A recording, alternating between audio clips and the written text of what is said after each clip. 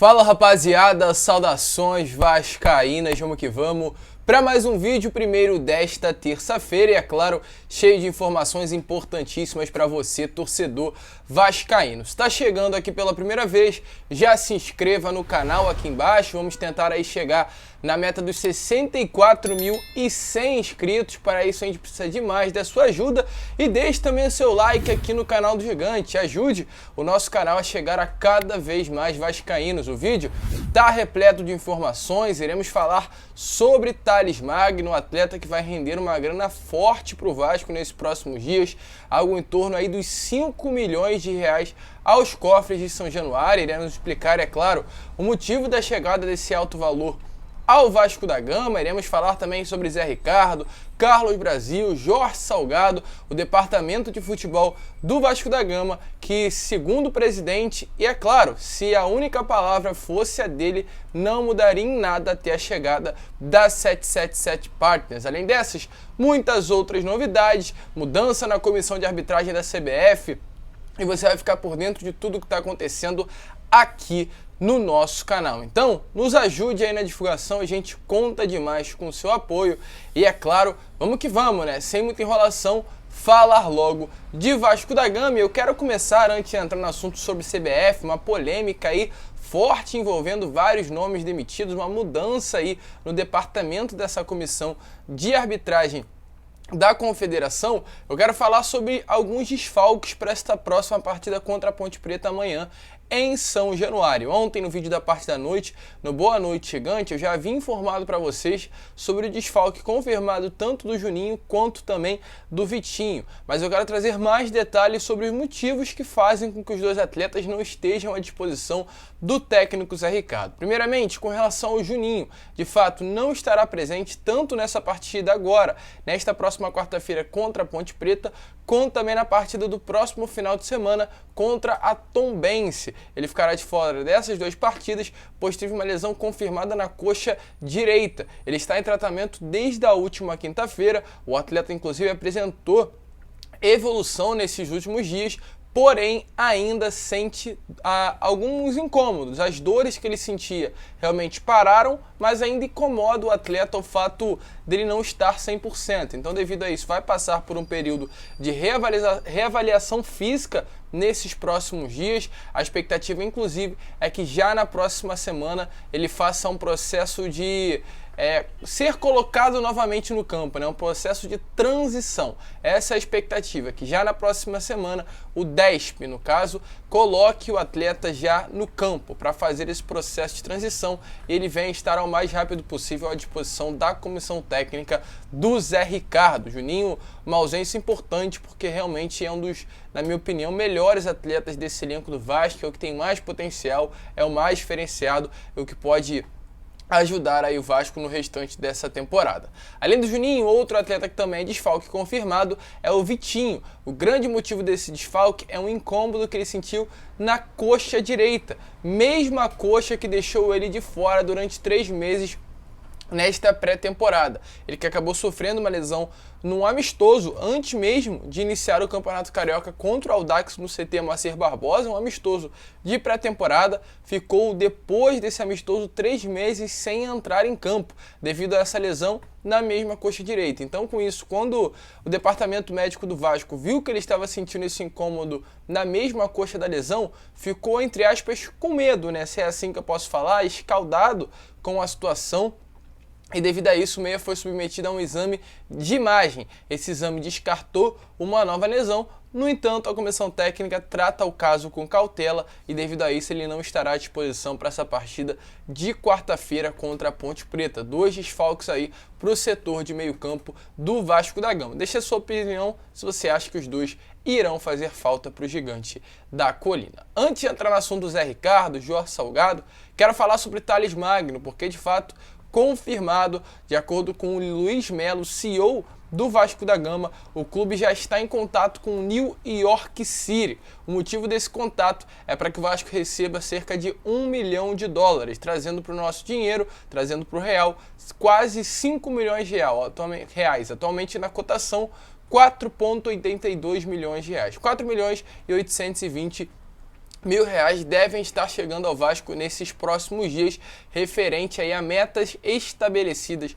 no contrato do Vasco com o New York City, no caso, atual clube do Thales Magno, e ele acabou realizando essas metas. A meta por esse valor, né, de $1 milhão, seria atuar em 10 jogos da MLS, da Liga Americana, por pelo menos 45 minutos. Ele atuou, então agora o Vasco vai receber essa quantia, importante aí para respiração, né, para sobrevida dos cofres do Gigante da Colina. Outro atleta também que, de fato, além do Thales Magno, que vem jogando muita bola lá na MLS, inclusive foi o campeão da Liga na última temporada, é o Evander. O Evander vem jogando muita bola, não nos Estados Unidos, mas na Dinamarca. O Evander atualmente é o meio-campo do Midland, esse clube, no caso do futebol dinamarquês, e nesta temporada ele tem 41 partidas, 15 gols e 16 assistências.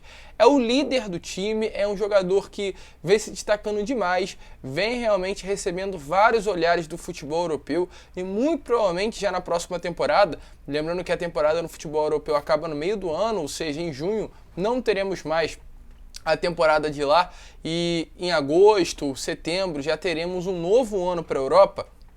O Evander não deve permanecer no Midland e deve sim ser transferido para um grande clube do futebol europeu. Vem se destacando demais, infelizmente saiu do Vasco pela porta dos fundos, renegado, e agora vem jogando muita bola por lá. Inclusive o Vasco ainda detinha uma quantidade dos direitos econômicos do atleta, porém o Campelo vendeu essa pequena porcentagem, né, que o Vasco ainda tinha do atleta, se eu não me engano, era algo em torno de 10%, o que faz que agora, caso ocorra uma transferência, que deve ocorrer sim em valores altíssimos, milionários, o Vasco tenha direito a receber somente o 2,25%, que é do mecanismo de solidariedade. Poderia receber muito mais, um valor mais alto, mas como muitos falam, né, o Vasco que não tem grana, o Vasco que realmente está numa situação muito delicada, fez com que o presidente Alexandre Campelo, na época, vendesse os 10% que tinha do Evander. Agora, uma venda milionária que pode acontecer, não irá resultar tanto ao Vasco. Porém, mesmo assim, o Cria vem se destacando demais, vem jogando muita bola e levando um pouquinho aí do Vasco para o futebol europeu. Mas vamos seguir, né, rapaziada? Antes de entrar no assunto limpa da CBF, agora sim falar sobre Jorge Salgado.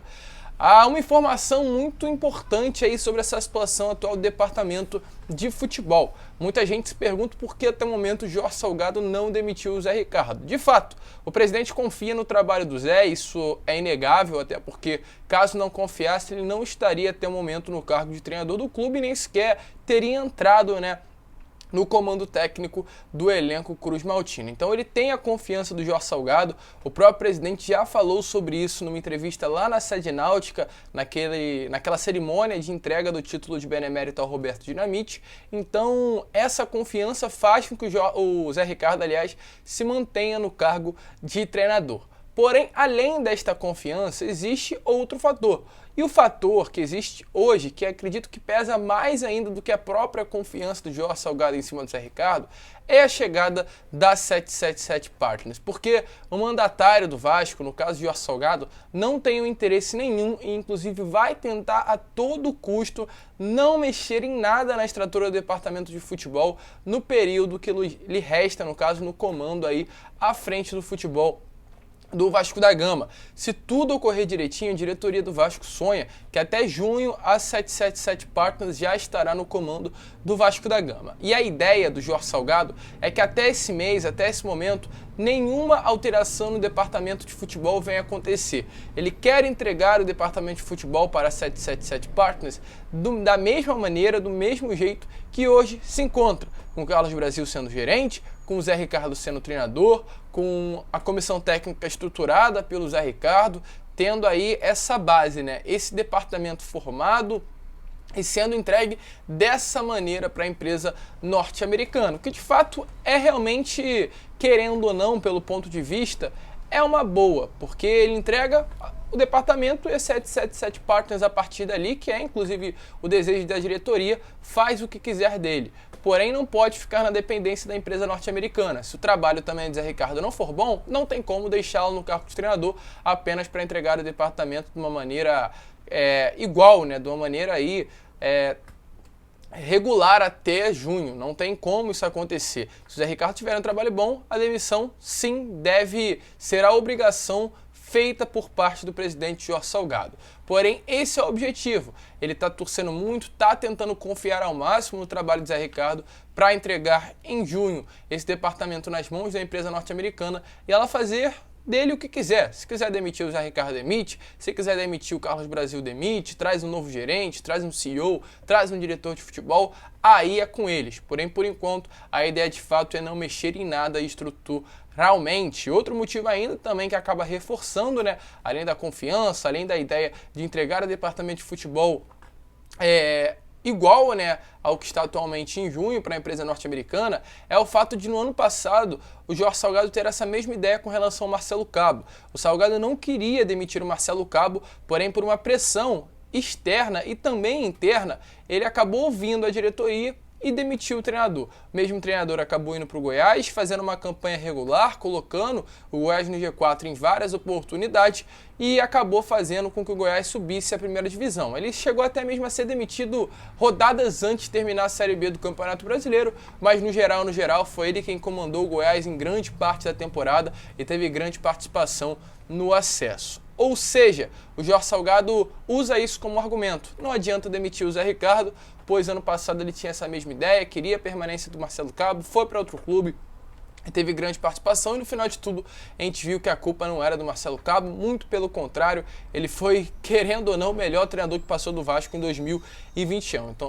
Então todas essas teses fazem com que o atual mandatário, o presidente Jorge Salgado, queira a permanência do atual treinador. Deixe a sua opinião se você concorda aí, né, com a ideia do atual presidente. O certo é, se vencer amanhã contra a Ponte ele fica, se vencer contra a Tombense ainda mais. A confiança só aumenta por parte, é claro, do próprio treinador e essa partida de amanhã será uma decisão para a permanência do Zé Ricardo no comando técnico do Vasco da Gama. E para finalizar o vídeo, CBF. Uma limpa aconteceu na CBF nesta última segunda-feira, porque 10 pessoas que faziam parte do departamento da comissão de arbitragem foram demitidas. Entre elas, um dos nomes mais antigos dessa estrutura foi o Sérgio Correia, responsável pelo árbitro de vídeo, no caso o VAR. Também foram dispensados alguns nomes como Manuel Serapião, que era o responsável pela análise de arbitragem, o Coronel Marinho, que era o ouvidor, e além deles também alguns nomes bastante conhecidos: Cláudio Cerdeira, José Motielin, Nilson Monção, José Roberto Wright, que era inclusive o assessor do departamento, Almir Alves de Melo, que era o responsável por cortes de vídeo do VAR, e a Marta Magalhães, psicóloga, e Érica Kraus, logística. Ou seja, uma grande, de fato, revolução feita na comissão de arbitragem da CBF. Essas mudanças aí foram, é claro, realizadas ontem, inclusive anunciadas, feitas aí pelo atual presidente da comissão, Wilson Sereni. Então, muitas mudanças aconteceram, poucas pessoas permaneceram, uma revolução total aí nessa comissão de arbitragem que de fato tem sido tão maléfica ao futebol brasileiro, não a comissão em si, mas a arbitragem que vem prejudicando vários clubes, não é só com o Vasco, é claro, o Vasco vem sendo muito prejudicado rodada após rodada, mas vários outros clubes também do futebol brasileiro vêm sendo prejudicados por uma arbitragem ruim que acontece hoje no nosso futebol. Então a gente espera que as coisas venham melhorar nessas próximas rodadas, nesses próximos dias, nesses próximos meses no futebol brasileiro com essa mudança que está acontecendo na comissão de arbitragem da CBF. Esse foi o vídeo, rapaziada. Se vocês curtiram, se inscrevam, deixem o seu like e compartilhem para que todos os seus amigos possam ter acesso ao nosso conteúdo. E hoje ainda, às 5h30, retornaremos. Aliás, às 6 horas, hoje tem jogo da Champions, muitos vascaínos aí estarão assistindo. Então, para não interromper o público, às 6 horas estaremos colocando aqui em ponto um novo vídeo para vocês. Um grande abraço a todos, vamos que vamos, fiquem com Deus e, é claro, saudações vascaínas.